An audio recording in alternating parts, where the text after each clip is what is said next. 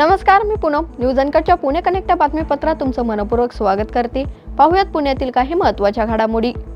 विकासाचे growth engine म्हणून शहर विकासाला केंद्र आणि राज्य शासन प्राधान्य देत असून गेल्या 10 वर्षात नागरीकरणासाठी मोठ्या प्रमाणात गुंतवणूक करण्यात आली आहे. शहर भागातील नागरिकांच्या समस्या सोडवण्यासाठी, त्यांना उत्तम सुविधा देण्यासाठी चांगल्या योजना राबविल्या राज्य शासनातर्फे स्थानिक स्वराज्य संस्थांना सहकार्य करण्यात येईल, असं प्रतिपादन मुख्यमंत्री देवेंद्र फडणवीस यांनी केलंय. मी शब्दाचा पक्का आहे.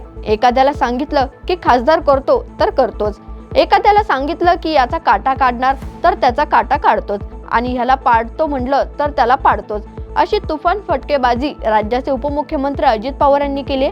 छत्रपती सहकारी साखर कारखान्याच्या प्रचारासाठी इंदापूर तालुक्यातील अकोले गावात उपमुख्यमंत्री अजित पवार यांनी जाहीर सभा पार पडली. या सभेत अजित पवारांनी जोरदार फटकेबाजी केली. तुर्की विरोधात पुण्यातील व्यापाऱ्यांनी राष्ट्रप्रथम ही भूमिका स्वीकारली असून त्या व्यापाऱ्यांचं मुख्यमंत्री देवेंद्र फडणवीस यांनी अभिनंदन केलंय. पहलगाम मधील हल्ला हा केवळ भारतीयांवर हल्ला नव्हता, तर तो मानवतेवर झालेला हल्ला होता. मानवतेच्या हल्लेखोरांना मदत करणार नाही ही आमच्या व्यापाऱ्यांची भूमिका कौतुकास्पद असल्याचं फडणवीस यांनी म्हटलंय. पशुसंवर्धन विभागातील अधिकाऱ्यांच्या समुपदेशाने बदल्या करताना प्राधान्यक्रम निश्चित करण्यात आलाय.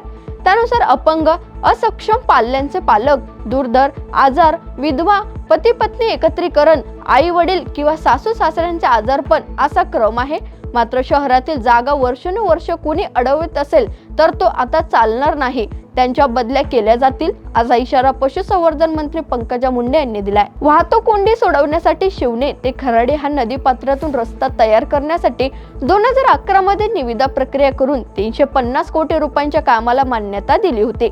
मात्र या रस्त्यासाठी आवश्यक ते भूसंपादन झाल्यानं रस्त्याचे काम करणाऱ्या ठेकेदारांनी महापालिकेकडे एकूण 80 कोटी रुपयांची नुकसान भरपाई मागितली. तर हा प्रस्ताव मान्य व्हावा यासाठी जोरदार प्रयत्न केले जात असून याला मान्यता मिळाल्यास हा भूर्दंड महापालिकेला सहन करावा लागणार आहे. आळंदी शहराचे इंद्रायणी नदीत मिसळणारे सांडपाणी STP ला जोडले गेल्याने नदी प्रदूषण मुक्तीसाठीचे पहिले पाऊल पडलंय. यासाठी सुमारे 11 कोटींचा STP प्रकल्प उभारण्याचं काम सुरू झालंय. दरम्यान आळंदीतील सांडपाणी STP लाईनला जोडण्याच्या कामामुळे इंद्रायणी नदी घाटावरील खोदकाम वादग्रस्त ठरलंय. पुणे शहर परिसरात गेल्या 3 दिवसांपासून पूर्व मोसमी पावसाची संततधार सुरू आहे. पुढील 4 दिवस शहरात अशी स्थिती राहणार असल्याचं भारतीय हवामानशास्त्र विभागानं सांगितलंय. तर पुढील 4 दिवस आकाश अंशतः ढगाळ राहणार असून मेघगर्जना, विजांचा कडकडाट आणि वादळी वाऱ्यांसह हलक्या ते मध्यम स्वरूपाच्या पावसाची शक्यता वर्तवण्यात आली आहे. त्यामुळे पुणे जिल्ह्यासह शहराला येलो अलर्ट देण्यात आलाय. आळंदीतील देहू फाटा रोडवर वाहतूक पोलिसांनी नो पार्किंग मधील एका मद्यपी तरुणाची दुचाकी उचलली आहे. तर या कारवाईमुळे संतप्त झालेल्या तरुणाने आपलं वाहन सोडवण्यासाठी थेट पोलिसांच्या गाडीसमोर रस्त्यावर झोपून गोंधळ घातलाय. या घटनेचा व्हिडिओ सध्या सोशल मीडियावर व्हायरल होताना दिसतोय. चाकण येथील मेदनकरवाडी भागात एका तरुणीला रस्त्यावरून फरफटत नेत तिच्यावर बलात्कार करणाऱ्या नराधम आरोपीला पोलिसांनी 24 तासांच्या आत अटक केली आहे.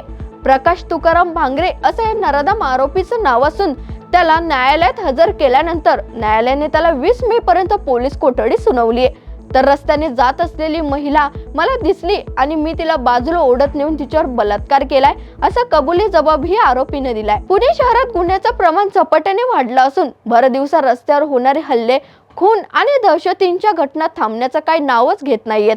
कारण अशातच आता दत्तवाडी परिसरात कोयता गँगने एका तरुणावर भर रस्त्यात हल्ला केल्याची घटना CCTV मध्ये कैद झाली आहे. या हल्ल्यामुळे परिसरात भीतीचं वातावरण पसरलं असून पुण्यात सुरू असलेल्या या कोयता गँगच्या दहशतीला लगाम घालण्यासाठी पोलीस यंत्रणेसमोर मोठं आव्हान उभं राहिलंय. या बातमीसह पुणे कनेक्ट मध्ये इथेच थांबूयात. पाहत राहा न्यूज अनकट.